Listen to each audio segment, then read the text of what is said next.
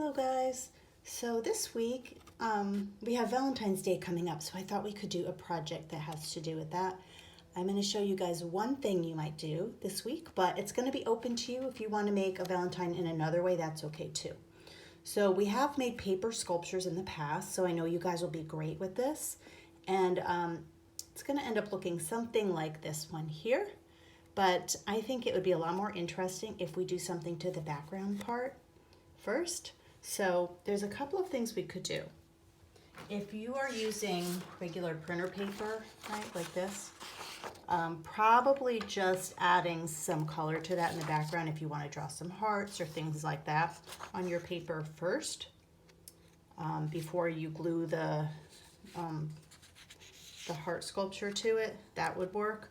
Or if you have a heavier paper, like this is actually watercolor paper here, it's heavier than regular paper. Any paper, even poster board would probably be fine too, just so it's heavier than regular computer paper. And then if you want to just add some hearts to your background or something else, maybe you just want to color some different things in the background using Valentine's kind of colors. Maybe you want to make your Valentine's totally different. That's up to you.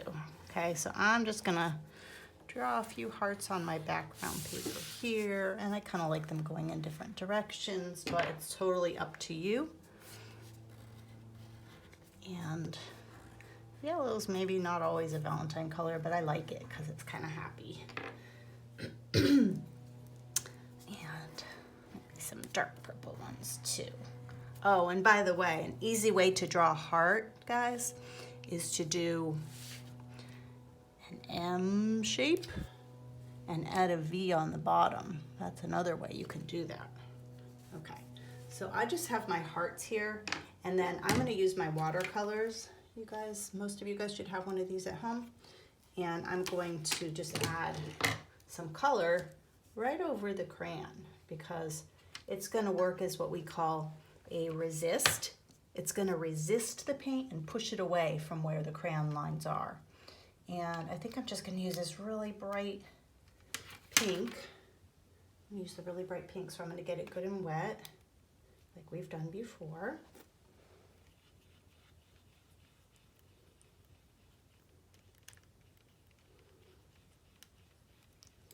And I'm mixing it so that the color is not too watery.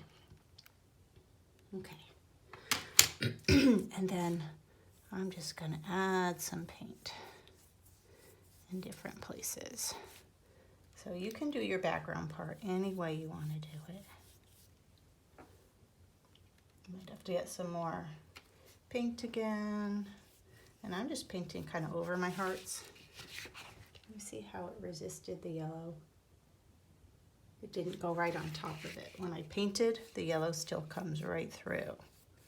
The other colors do also, but it's especially easy to see with the yellow. I'll be adding another color besides the pink, but for now, I'm just doing this. So I'm just kind of making a background. I think I'm going to get a little bit of a red color.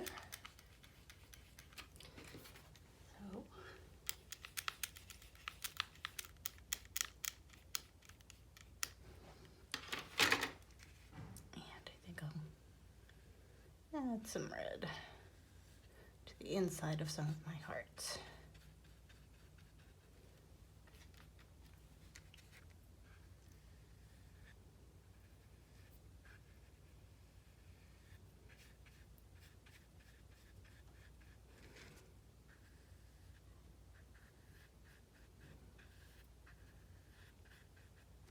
Anyway, I can keep going as much as I want to do to the background part because that's just the background. So I need to show you guys how to do the rest of the sculpture. So I'm going to set that aside. I will probably add more to the background later, but I'm going to move that aside. And then to create our sculpture, what we're going to be doing is cutting a bunch of these little strips of paper to make the hearts. So I have a whole bunch of paper strips here in these like Valentine's colors that I cut. Some are longer, some are shorter, some are wider, some are skinnier. You can see that there are lots of different lengths. Yep, I have some medium length here too. Okay. And basically when I cut these guys, I just put a couple of pieces of paper together. I put some big pieces of paper together and I cut them, I cut a couple layers at a time, right? So I have all these different sizes now. And to make my hearts, all I have to do is take whatever length I want to use. Let's say I use maybe this purple one right here. Move these guys over. And all I have to do is take my strip of paper and I fold it in half. Okay, and when I fold it in half, the fold part is actually going to end up being the very bottom of the heart. Okay, and then all I have to do is put a little bit of glue. It's probably going to be better to use a glue stick, which I am out of glue stick at the moment, so I'm using my regular glue. So I put a little glue. Okay, you can see it's still folded, right? And I have to fold them under. Like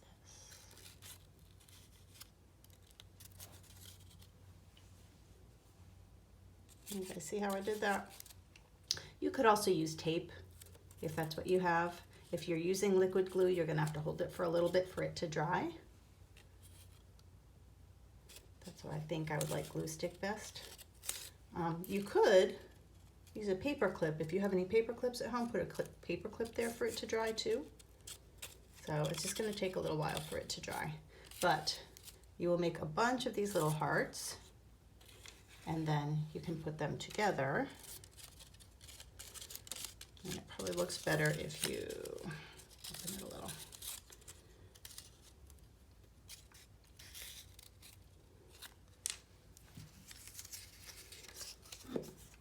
Maybe I'll do a smaller one. So I fold it in half. This is the bottom of my heart. I'll put a little dot of glue. I think I maybe put a little bit too much on that first heart. So just a tiny bit. Fold it under. Yep, like that.